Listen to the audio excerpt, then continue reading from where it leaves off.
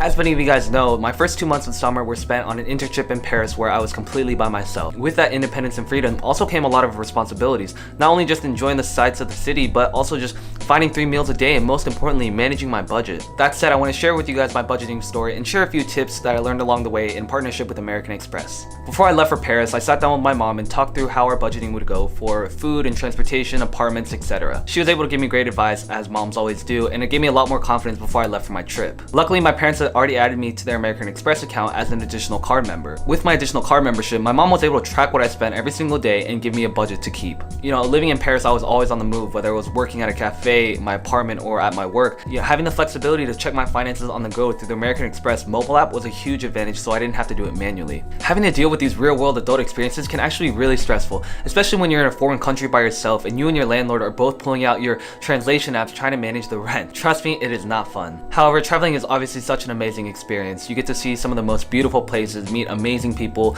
and see things that you never thought were out there. Through those experiences, and as a student myself, I learned a lot about managing my money and traveling on a budget. So today we're going to be talking about my top tips for budgeting while abroad. Alright, tip number 1, keep track of your money. Now, by far, this is probably the most important step of any time you're going to be traveling. If you're not keeping track of just about every expense you've made and not knowing how much you have left, you could be left in some pretty desperate situation. Most importantly, maintain a weekly, if not daily, account of your expenses and your remaining budget. When I first got to Paris, I had about 320 converted euros, and every time I made a purchase, I would put it into my notes app and then at the end of the week put it into a spreadsheet. I began to realize this was such a huge hassle that I didn't want to deal with, which is why I downloaded the American Express mobile app. Since my mom was able to add me as an additional card member, I was able to seamlessly track all of my finances through the mobile app. Within the app, I'm able to easily track recent charges and payments in a timeline of spending. That way I know how much I'll be able to afford eating out this week or if I need to cut back a little bit on spending. Having the Amex mobile app is so convenient because every purchase automatically gets logged. That way, anywhere I'm traveling to, I can always rely on the app to track my spending. Tip number 2 is plan ahead. When you have the desire to go on any kind of vacation, obviously nothing can be done without some planning prior to.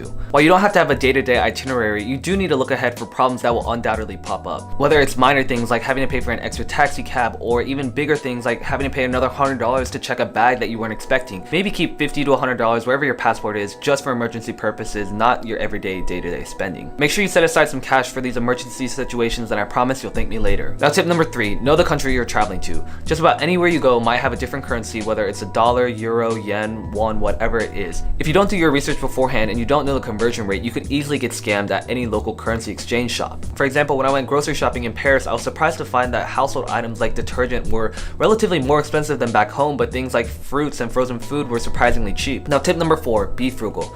Now, for me, frugality was a hard concept to learn until I got to Paris and realized this is the real world and I can't be spending €2 a day on coffee and another €5 juice for drinks after work. Obviously, at this point in our lives, we don't have the luxury to live lavishly every time we travel and buy all the things that we want to. When we're young, we have to be smart with our budget and our allowance and spend things on experiences like visiting the Louvre or buying escargot for dinner. Those are the expenses that are worth it, and you get actual value out of your money rather than just buying cheap souvenirs or, you know, shopping on the Champs-Élysées. Know when it's the right time to spend and know when it's time to pass on the crepes. Now, tip number 5, take advantage and do your research.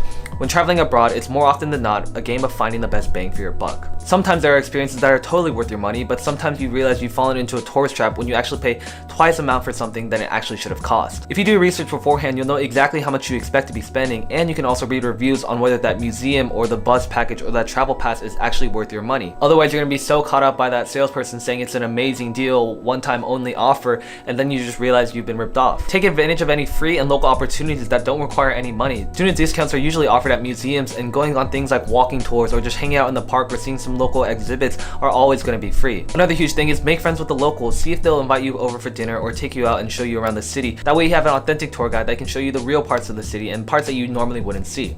Alright, that's it for this video. I hope you guys enjoyed this. I know that this can be a super beneficial topic if you guys are interested in traveling. Thank you to American Express for sponsoring this video. To learn more about the additional card membership from American Express, check out that link in my description. That's it for today. Make sure you guys like, comment, and subscribe, and I'll see you guys next time.